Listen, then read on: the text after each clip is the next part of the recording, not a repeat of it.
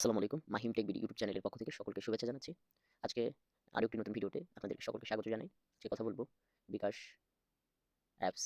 আমরা সাধারণত জানি যে সেভিংস একটি গুরুত্বপূর্ণ ভূমিকা পালন করে এবং আমরা বিকাশ অ্যাপসে আমরা যেমন আমরা আগে মাটির ব্যাংকে আমরা টাকা রাখতাম। তো অনুরূপভাবে বিকাশ একটি সেভিংস অ্যাপ চালু করেছিল যেখানে আ এক সাপ্তাহিকভাবে এবং মাসিকভাবে একটি টাকা রাখা যায়।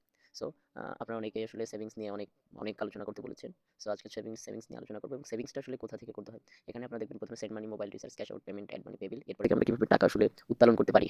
আমরা আসলে বিভিন্ন সময় আমরা দেখেছি যে এই সেভিংস থেকে আসলে টাকা উত্তোলন করতে অনেক সমস্যা হয়। সো সেক্ষেত্রে ১ম এ দেখতে হবে এখানে সচল এখানে লেখা আছে সচল, সচলে ক্লিক করে দিতে হবে।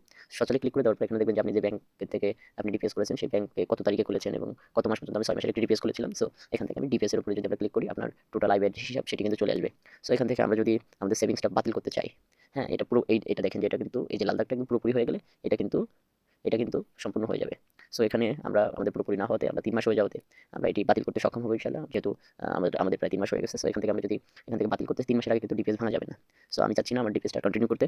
সো এখান থেকে আমরা চলে যাবো সেভিংস বাতিলে। এখানে সেভিংস বাতিলে ক্লিক করে দিলাম। দেন আমি নিশ্চিত হলাম যে আমার মুনাফাটা বাতিল করতে হবে। সো এখান থেকে একদম নিচে অপশনে নিশ্চিত করছি ক্লিক করে এখান থেকে পিন বসিয়ে দিতে হবে। সো এখান থেকে আমরা পিন বসিয়ে দিলাম। এখান থেকে আমরা সেভিংস বাতিল করতে ট্যাবে ক্লিক করে দিলাম। সো এখানে বলা হয়েছে যে আপনার সেভিংস রিকোয়েস্টটি প্রসেসিং এর জন্য সাবমিট করা হয়েছে। সো এখান থেকে কিন্তু আমরা ব্যাকে চলে যাব।